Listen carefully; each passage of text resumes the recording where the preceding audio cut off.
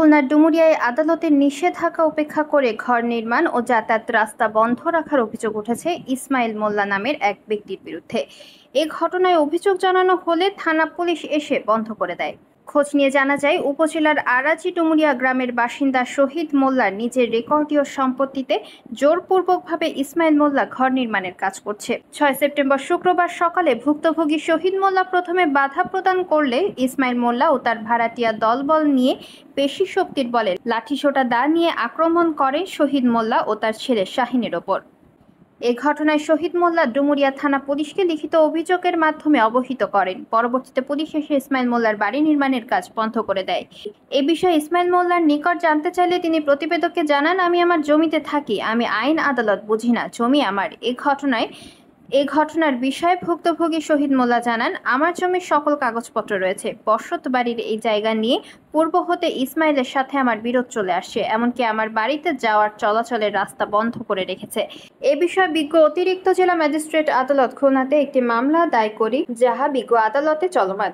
উল্লেখ্য, এ জমির বিষয়ে আদালত উভয় পক্ষকে স্থিতাবস্থা বজায় রাখার নির্দেশনা প্রদান করেন। এ বিষয়ে ডুমুরিয়া থানার উপ পুলিশ পরিদর্শক মোহাম্মদ আব্দুল মজিদ জানান, উভয় পক্ষকে ডেকে কাগজপত্র দেখেও আদালতের স্থিতাবস্থা বজায় রাখার আদেশের অনুলিপি দেখে ইসমাইল মোল্লাকে ঘর নির্মাণ কাজ বন্ধ রাখতে এবং প্রয়োজনে আদালতে শরণাপন্ন হতে বলেছি। আমাদের জায়গা রেকর্ডীয় সম্পত্তি আনুমানিক 9টা থেকে 9:30 আমার বাড়ির পাশে উনি ঘর নির্মাণ কাজ শুরু করছে।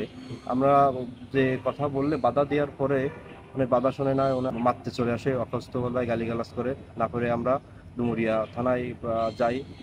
ডুমুরিয়া থানায় যাওয়ার পরে দারোগা আসছে আপাতত কাজ বন্ধ করে দিছে।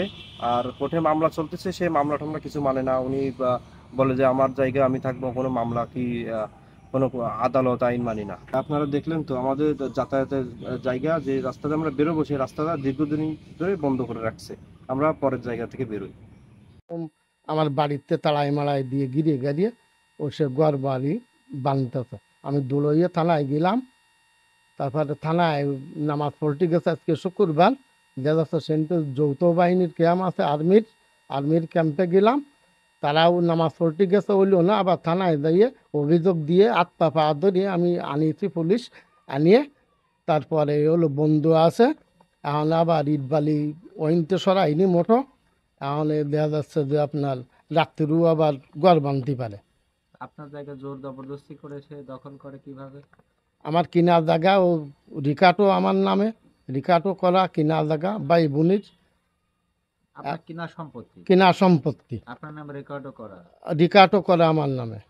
আচ্ছা, তো এখন জোর দখলেরই আমি বলে পারিনি, কোর্টের গেছি, কোর্টের মাধ্যমে যা হবে আমার সব রিকার্ড করা দলিল 5 জনের কাছ থেকে কিনা, সে দলিলও সব আছে। আপনি যখন আজকে ঘর বাঁধতে গেল, আপনি নিষেধ করছিলেন? হ্যাঁ, নিষেধ করছিলাম। নিষেধ করলে উনি কি ও দা কাছে নিয়ে আমার দাবলায় চলিয়ে আসো, সাবাল দিয়ে বউ দিয়ে মাইয়ে দিয়ে। আমি হলো পারিনি, আমি দৌড়ে চলে গেছি থানায়। তো আপনি এখন কি চান? মানে আমি কোর্টের আদেশ আছে, দেখা যাচ্ছে কোর্ট তো আমার দিয়ে গেছে, এখন হলো কোর্টে যাওয়া হয় তাই আমি মেনে নিতে চাই। আর কোর্টে দেখা যাচ্ছে আপনার হলো কোর্ট অমান্য করিয়ে গোয়ার বানতেছে, তাহলে তো ম্যাজিস্ট্রেটেরও দাম থাকে না, আমারও দাম থাকে না, কোনো কারো দাম থাকে না। তা ও অমান্য করতেছে কেন কোর্ট? আপনার হাতে যে কাগজটি দেখতে পাচ্ছি, এটা ও আমার রায় দিয়েছে, কোর্টের কাগজ 144-45 দ্বারা। উনি মানতে চায় না? না, মানতে চায় না।